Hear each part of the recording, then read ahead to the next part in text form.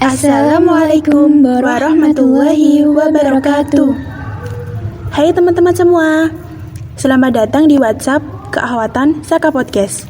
Jadi, ini adalah podcast perdana kami dan pastinya kita nggak sendiri kok, melainkan kita bakal ditemani oleh Mbak Lintang. Nah, buat kalian yang belum tahu Mbak Lintang itu siapa, beliau adalah alumni SMA Negeri 1 Kalasan 2015, juga lulusan Universitas Negeri Yogyakarta, jurusan Bimbingan dan Konseling 2019. Untuk saat ini, beliau menggeluti di bidang mentor, konselor, dan aktivis dakwah media radio MHU FM Jogja. Dan untuk part kali ini, Mbak Lintang akan membahas tentang cuman close friend kok. Eits, tapi tunggu dulu. Sebenarnya, teman-teman udah pada tahu belum sih close friends itu apa? Kalau ada yang masih bingung, yuk langsung aja kita simak penjelasan dari Mbak Lintang. Happy listening! Bismillahirrahmanirrahim. Assalamualaikum adik-adik semuanya. Gimana nih kabarnya? Semoga sehat selalu ya, dari jasmani, rohani, dan juga tentunya ruhiyahnya. Walaupun kita nggak bisa bersua secara langsung, tapi selama pandemi ini tuh masih bisa komunikasi ya, dari sosial media, dari mulai WhatsApp, Instagram, dan juga sosial media yang lainnya. Nah, kalau kita lihat dalam berinteraksi dengan orang lain, itu adalah sebuah fitrah ya bagi manusia. Tinggal kita mau melihat dalam kendal ataupun juga dalam circle kita, itu tuh membuat kita jadi lebih percaya sama orang, lebih dekat sama orang. Dan inilah yang dimanfaatkan oleh salah satu sosial media, yaitu Instagram, yaitu adalah namanya dengan fitur close friend, ya bener ya, close friend yang ada di Snapgram. Nah, memang sih Instagram tuh sengaja banget membuat fitur ini biar penggunanya itu bisa lebih leluasa untuk membagikan pada orang tertentu saja. Nah, yang jadi kendala adalah kalau kita itu membagikan rahasia termasuk aurat kita pada orang lain di sosial media walaupun mereka udah kita close friend. Kita kan nggak bisa ini ya, memantau ya. Emang nggak boleh, Mbak? Ya boleh aja kalau misalnya kamu pastikan yang melihat itu hanya mahram kamu, dan kita kan nggak bisa memastikan ya apakah mereka itu membuka jadi viewersnya itu pas lagi nggak ada non mahram. Bisa aja pas waktu mereka buka tiba-tiba ada laki-laki lewat atau ayahnya, atau bisa jadi mereka itu login di akun kakaknya, login di akun dia tapi di HP kakaknya gitu kan. Jadi semuanya bisa terjadi adik-adik semuanya. Nah, makanya kita perlu menjaga. Kenapa sih kalau harus dijaga? Masa gitu aja ribet? Kok nggak gampang banget sih, nggak taking easy gitu. Nah, kalau misalnya nih tiba-tiba kalian ketemu teman sekelas gitu ya, terus cowok, terus tiba-tiba dia nanya, kamu kok rambutnya bergelombang sih? Loh, kamu kok rambutnya di smoothing gitu kan? Tiba-tiba lo kalian pasti bingung, mereka tahu dari mana ya? Nah, jangan-jangan selama ini akun Instagramnya close friend kamu adalah bagian yang sering masuk di akun temenmu. Coba gimana, hayo? Pusing kan? Makanya setiap peluang itu tuh memang ada adik-adik semuanya. Tinggal kita itu mau melihat bahwa peluang membuka diri untuk lebih terekspos ke masyarakat itu apakah seluas-luasnya atau terbatas. Karena setiap manusia itu punya namanya rasa malu gitu ya. Rasa malu karena malu itu adalah sebagian dari iman dan juga akhlak sebagai seorang muslim. Entah itu laki-laki, entah itu juga perempuan. Kita malu kan kalau misalnya berbuat salah, malu kalau orang lain ngelihat kesalahan kita, dan termasuk Allah kan menjaga kita dari segala aib-aib kita ya. Jadi orang lain bahkan Allah jaga untuk tidak tahu aib kita, termasuk aurat kita adik-adik. Kalau misalnya kita tuh udah dijaga nih auratnya, udah tahu gitu loh, ketika ketemu orang kita juga tahu batasan-batasan aurat kita. Kemudian penggunaan dari busana juga salah satu ikhtiar untuk taat pada Allah. Tapi kalau misalnya di sosial media kita lupa untuk menjaga itu, ya jangan heran kalau tiba-tiba ada orang yang nanya, kok kamu kulitnya kusam sih gitu misalnya. Kok biasanya kan perempuan belang ya di bagian wajah karena dia pakai jilbab terus nggak pakai sunblock ya, jadi belang. Kok kamu belang sih? Nah, tiba-tiba ada yang nanya kayak gitu, nanti gimana? Tahu dong. Nah, padahal dalam Al-Quran yang menjadi sahabat hidup kita, Allah tuh sudah menuliskan itu dalam Quran surah Al-A'raf ayat 26. Coba deh dibuka sekarang. Nah, di situ Allah tuliskan bahwa ternyata, hai anak Adam, coba mana nih anak Adam dan juga Hawa ya. Sesungguhnya kami telah menurunkan kepadamu pakaian untuk menutup auratmu dan pakaian indah sebagai perhiasan. Dan pakaian takwa itulah yang paling baik. Yang demikian itulah adalah sebagian dari tanda-tanda kekuasaan Allah. Mudah-mudahan mereka selalu ingat. Coba, berarti di sini Allah juga udah tahu nih. Kayaknya nih hamba-hambaku tuh ada yang ingat, ada yang kondisi imannya lagi tinggi, ada kondisi yang imannya melemah, sehingga kadang mereka lupa. Makanya kenapa mudah-mudahan mereka selalu ingat. Nah, dari sini kita bisa lihat ya adik-adik semua bahwa ternyata segala sesuatu yang Allah larang itu tidak mungkin memiliki sebuah tujuan yang lain untuk kebaikan makhluknya. Jadi semuanya untuk kebaikan kita sebagai makhluknya, terutama untuk muslimah yang hampir seluruh tubuhnya itu adalah aurat. Kenapa? Karena ternyata penting nih bagi kita sebagai seorang muslimah untuk memiliki rasa malu, karena rasa malu itulah muslimah lebih terjaga dari izah dan juga ifahnya. Coba deh kalian lihat sekarang yang ada di masyarakat kita. Karena ngikutin tren, orang-orang jadi berpakaian, bertingkah laku, kemudian yang penting tercermin tuh dari tingkah lakunya ya. Sudah berapa banyak orang-orang di sana yang menghalalkan segala cara agar ikut tren, tapi kita lupa panduan hidup kita dari Allah, yaitu dari Al-Quran dan juga Sunnah Rasul. Nah, dari sinilah kita ngelihat kok orang-orang kayak gampang banget ya ngeliatin dosa, kemudian berbangga-bangga untuk ngeliatin ngubar aurat kemana-mana. Padahal Allah itu kan maha melihat ya. Tidak ada yang meleset sedikit pun dari pandangan Allah, karena setiap perbuatan pasti ada balasannya. Kalau misalnya nggak dibalas langsung di dunia, berarti tinggal menunggu saja di akhirat nanti. Coba dipikir dari sekarang. Khawatir nanti kalau misalnya dibalas di akhirat, karena hukuman di sana tuh kan jauh lebih pedih ya daripada di dunia. Nauzubillah min zalik.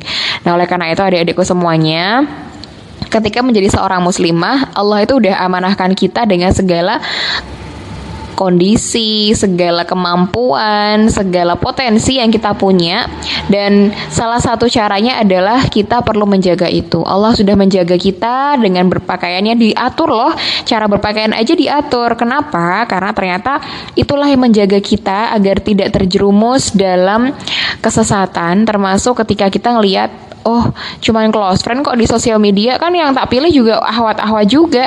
Ya kalau mereka pas bukanya bersama dengan orang-orang yang mahram ya. Tapi kalau enggak gimana? Makanya kita berikhtiar ya adik-adik semuanya. Mungkin bagi adik-adik ada yang lagi lupa, ada yang lagi khilaf, kegoda dengan kiblat yang berbeda, misalnya kayak godaan-godaan drakor yang begitu menggoda sehingga kita lupa kalau kan pengennya nge-share ya. Orang-orang pasti kayak merasa dirinya itu diaktualisasi atau diakui oleh orang lain. Itu aku lebih ini kan putih kan, makanya terus rambutku lebih bagus. Jadi aurat-auratnya di-share di sosmed ke close friend.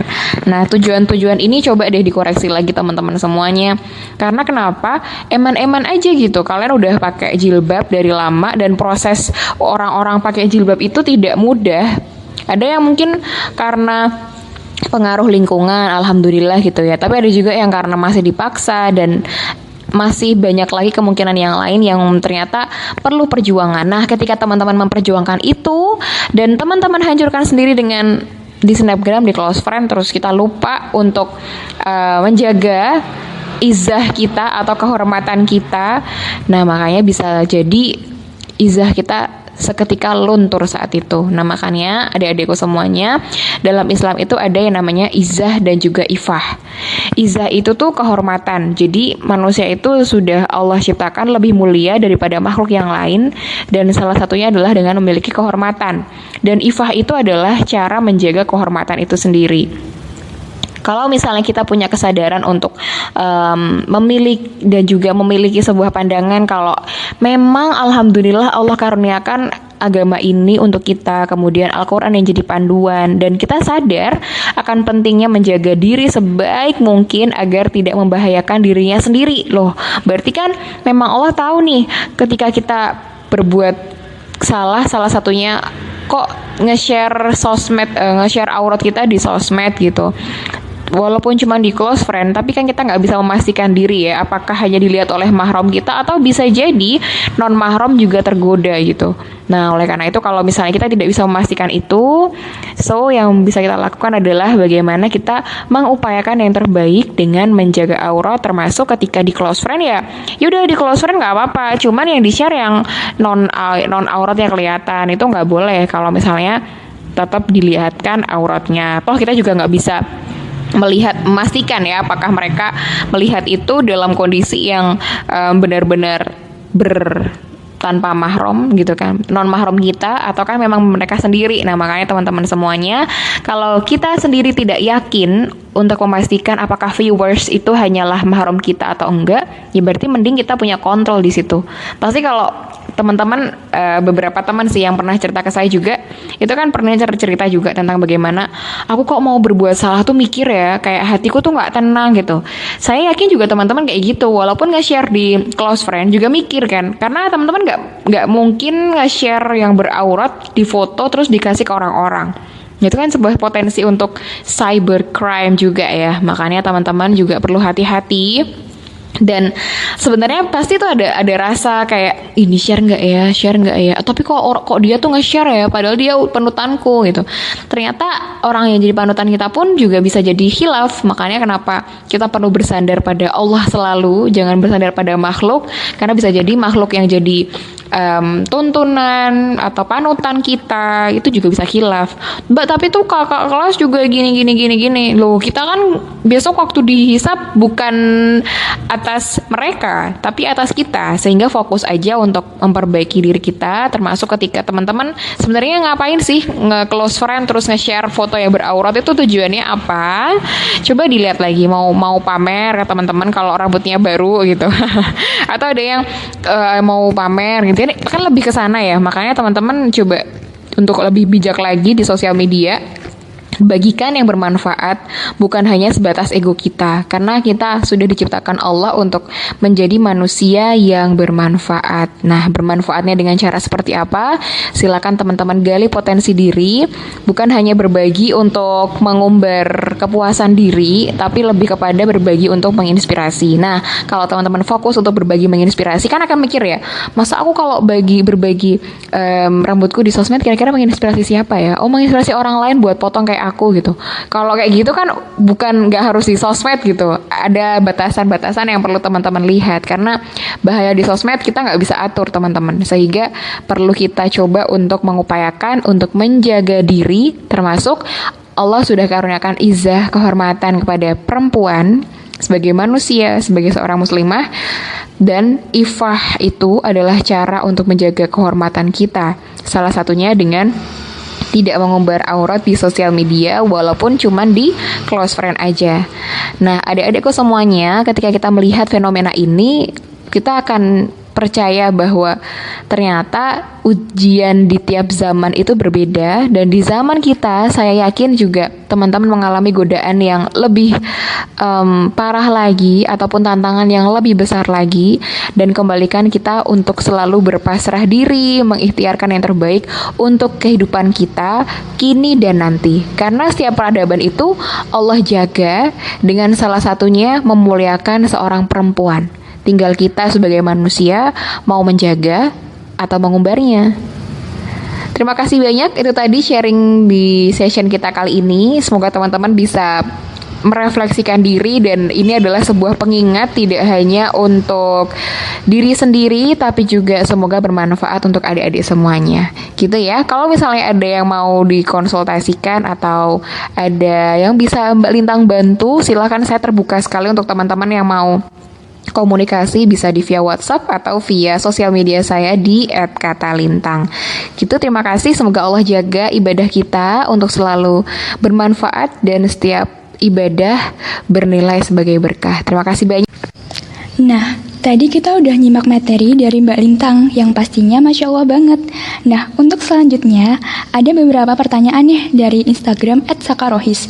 Yang pertama, gimana sih cara menahan diri untuk upload foto di sosmed? Baik, adik-adikku semuanya, ada pertanyaan kalau cara untuk menahan diri share foto di sosmed.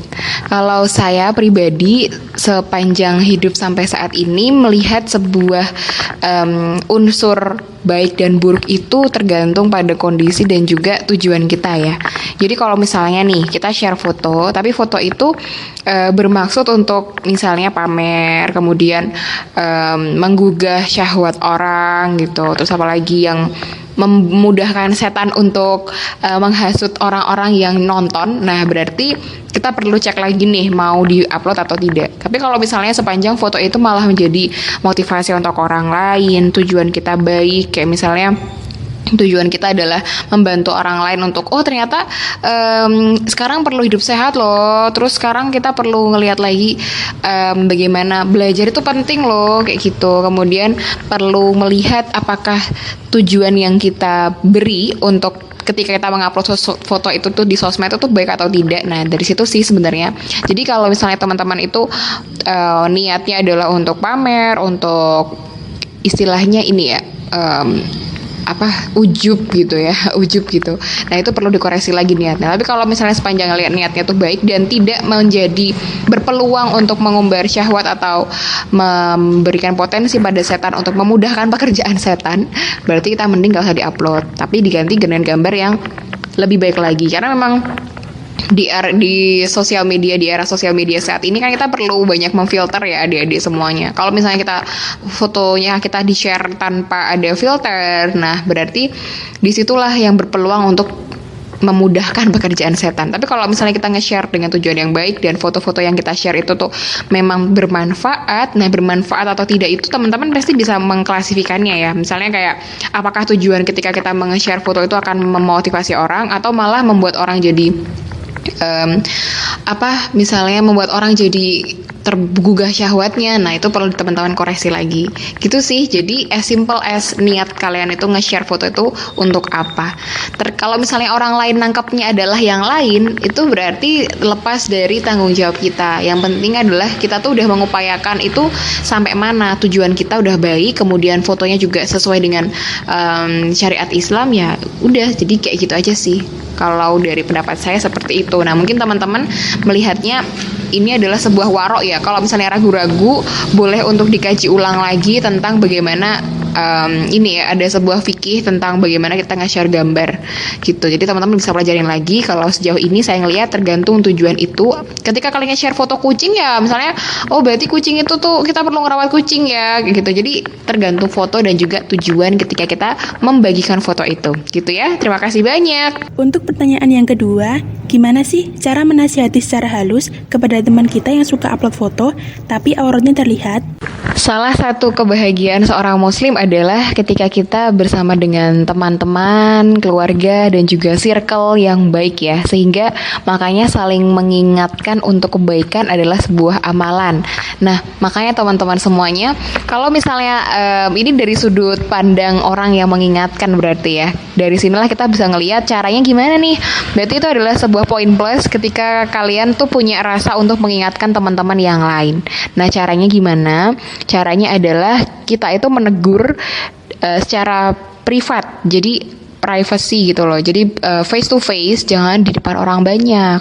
Itu juga pernah ada sahabat Rasul yang bilang kalau menegur aku ya secara privacy gitu, jangan di depan orang banyak. Misalnya ada yang roknya tersingkap tuh, terus tiba-tiba di depan forum, terus kalian teriak, roknya kelihatan gitu kan. Bayangin aja kalau misalnya kalian di posisi kayak gitu gimana. Orang akan jadi semua pandangan tertuju padamu kan. Kayak akan malu dan gak enak, dan kita malah jadi mengurangi satu saudara. Orang itu akan jadi ngerasa gak enak buat bergaul dengan kita lagi. Nah, yang pertama adalah bagaimana kita menegurnya secara face to face agar dia tidak malu dengan kesalahannya yang dia buat gitu loh, Dek.